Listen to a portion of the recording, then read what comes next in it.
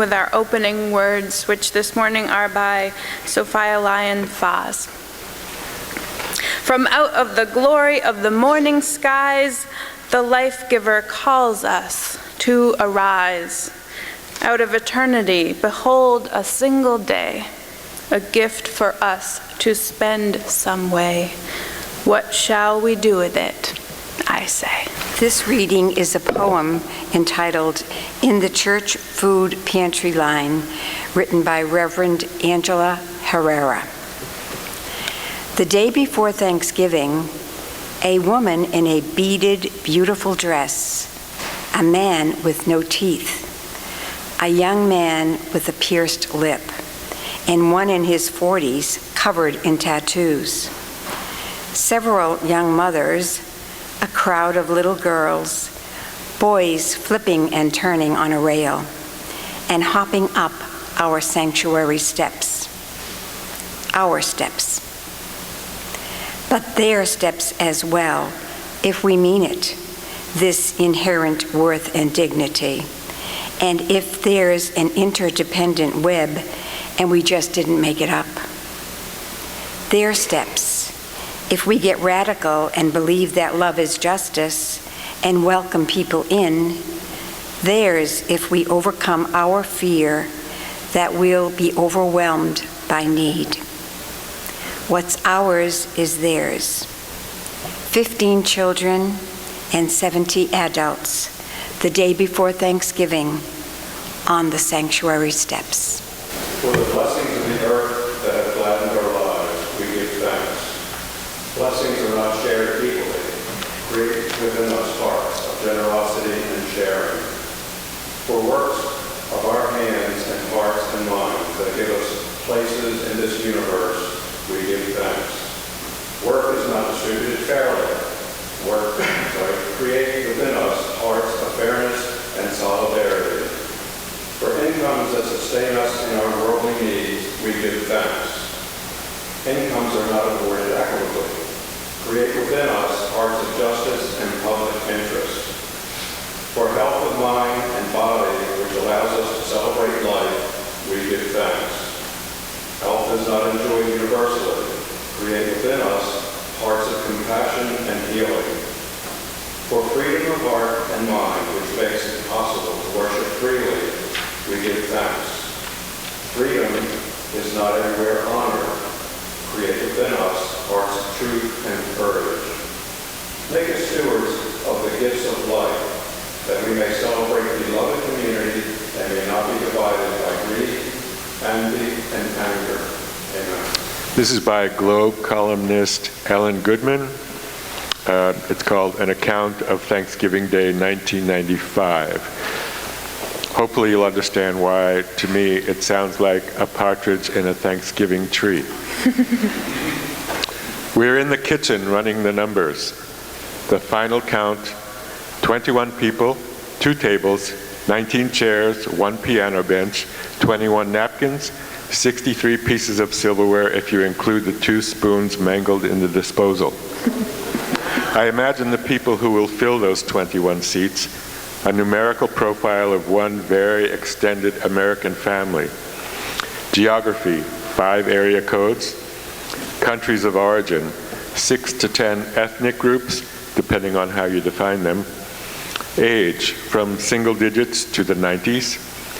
Religion, 2 to 4, depending upon how you figure denominations and whether you include none of the above. Marital status, single, married, divorced, remarried, widowed.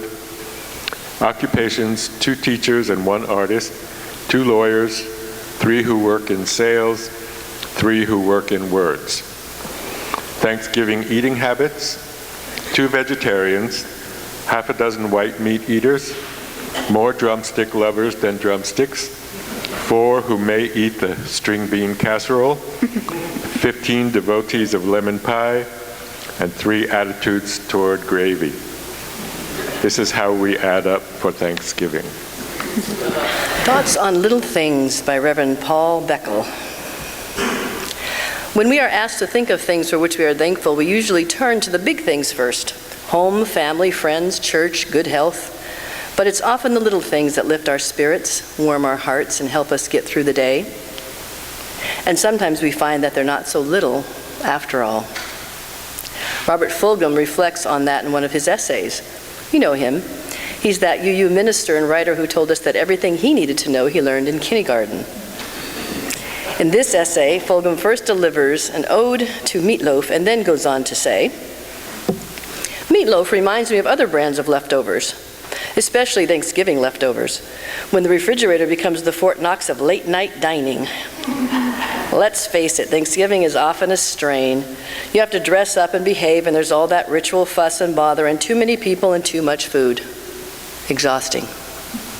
But 2 nights later is a different story. There's good news in the fridge by then. Solid gold leftovers. The pecan pie has ripened and congealed now, so you can pick it up at a big piece in your hand. The cranberry sauce has matured. The dark meat of the turkey is easy to peel off the bone. And the dressing has transmogrified, that's a word, into something that would give truffles and caviar a run for their money. This is the way dressing ought to taste." A true prayer of Thanksgiving is in order. This is not a group activity. It's a private religious experience. In the holy solitude of the midnight hour, you're taking communion with the spirits of bird and fruit and field. Leftovers in their less visible form are called memories, stored in the refrigerator of the mind and the cupboard of the heart. These are just a few of mine that came up today. The laughter of a friend, the last embers of a great fire, the long glance of love from my spouse from across a room full of people, an unexpected snowfall, the year everything went wrong and turned out right, and a chunk of poetry I learned in high school. I'm not often aware when I'm happy, but I often remember that I have been happy, especially when I sit in my kitchen wrapped in an invisible patchwork quilt made of the best moments of yesterday. These precious things, these leftovers from living on, remain to serve as survival rations for the heart and soul. You can't entirely live off them, but life is not worth living without them. The best moments of past feasts come to mind, and it is at times like these that you have no doubt that life is good, that your family all tucked away in their beds are royal folks, and that grace abounds. Amen. This is a letter from Juliana Smith of Sharon, Connecticut, to her cousin Betsy, written about Thanksgiving Day, 1779. Dear Cousin Betsy, when Thanksgiving Day was approaching, our dear grandmother Smith, who is sometimes a little despondent of spirit, as you well know, did her best to persuade us that it would be better to make it a day of fasting and prayer. Now those are in capital letters, fasting and prayer, in view of the wickedness of our friends and the vileness of our enemies. I am sure you can hear grandmother say that and see her shake her cap, border. But my dear father brought her to a more proper frame of mind so that by the time the day came, she was ready to enjoy it almost as well as grandmother Worthington did. And she, you will remember, always sees the bright side.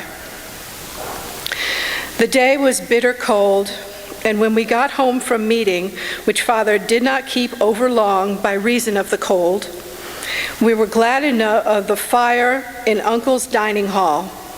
But by the time the dinner was half over, those of us who were on the fireside of one table were forced to get up and carry our plates around with us to the far side of the other table, while those of us who had sat there were as glad to bring the plates over to the fireside to get warm. All but the old ladies, who had a screen put up behind their chairs.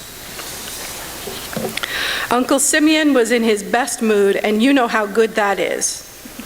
He kept both tables in a roar of laughter with his droll stories of the time when he was studying medicine abroad. And afterwards, he and Father and Uncle Paul joined in singing hymns and ballads. You know how fine their voices go together. Then we all sang a hymn, and afterwards, my dear Father led us in prayers. We sense your presence in our lives and in the connections we form with one another, writes David Blanchard in a blessing I found for this morning. We seek not to ask for blessings withheld, he says, but rather for the insight to recognize blessings already bestowed, the humility of gratitude, and the wisdom to praise. Our Thanksgiving food has already been blessed, he says, by nature's gift of sun and soil and rain. We feel the blessings of those whose love embraces us always. Our spirits are blessed by the tears and laughter that come to us from every opportunity to learn and love. May these hidden blessings be felt among us now. Amen. Shalom. May it be so.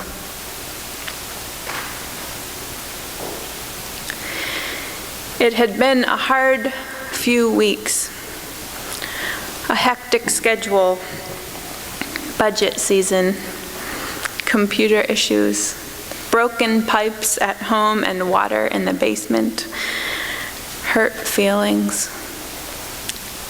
It was the end of a long day, not much sleep, and having to say goodbye to a good person in the ICU at the hospital. And no sermon written, though it was the day for that. And it was dark. So early in the day, it was dark and cold. And the day wasn't over yet. One more obligation, scheduled months ago, an evening worship service in Brewster at the Latham Residential School. And so instead of getting into pajamas and crawling into bed early on this cold night, I bundle up along with members of the worship committee and head out into the dark to lead a service for students whose disabilities make it difficult for them to get to church. It starts out slowly. Only one person is there when the appointed hour arrives. The altar is set. Empty chairs wait in a circle. We wonder if maybe this will be the time that nobody comes. And then they begin to trickle in. Half of them in pajamas, wearing slippers, wearing mittens that they keep on their hands all day. Most not able to make eye contact. It takes about 20 minutes for everyone to assemble, each student accompanied by a watchful adult. I ring the worship bell. Then a few more people arrive. I ring it again. And we begin. We sing for the beauty of the earth. We introduce ourselves and each say one thing we've noticed on the altar. We sing again and say a prayer. I teach them about labyrinths and tell them that we will be building a labyrinth here at church today. I hand out finger labyrinths printed earlier in the week on multicolored cardstock, and I show them how to trace the ancient design with their fingers, some of them still in mittens. And I ask them to think of something they are grateful for as they trace the path to center. We play soft music in the background. The room gets quiet for the first time all night. When the song ends, I invite the group to share what they are grateful for, and hands go up right away. Not the hands of the worship committee, but the hands of the students, eager to share with us their many blessings. I'm grateful for my family, they say. My family at home and my family here at school. I'm grateful for my friends, they say. For God, who always forgives us. I'm grateful for the beautiful weather, says a boy, and I marvel that we have just experienced the same day so differently. I'm grateful for my friends and my family and all the opportunities I've had, says one young woman who we have all come to love.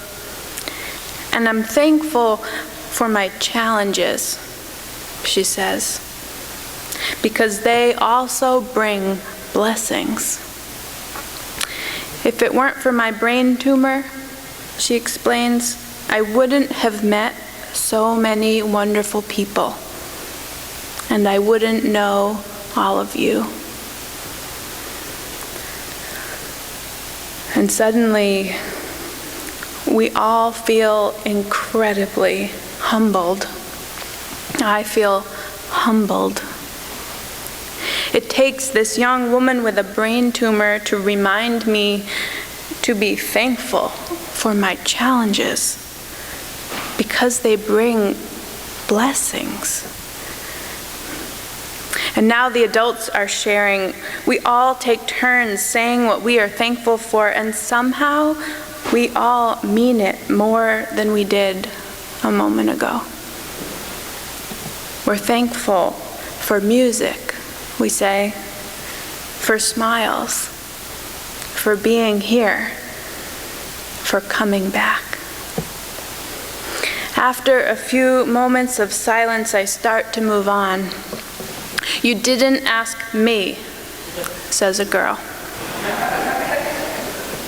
What are you grateful for? I ask her. I'm grateful for my clothes, she says. On my way home, I am full of gratitude. Gratitude for the caravan of cars I'm following out of the parking lot, for my people who came out in the cold and dark and drove for an hour to be church. Grateful for my family.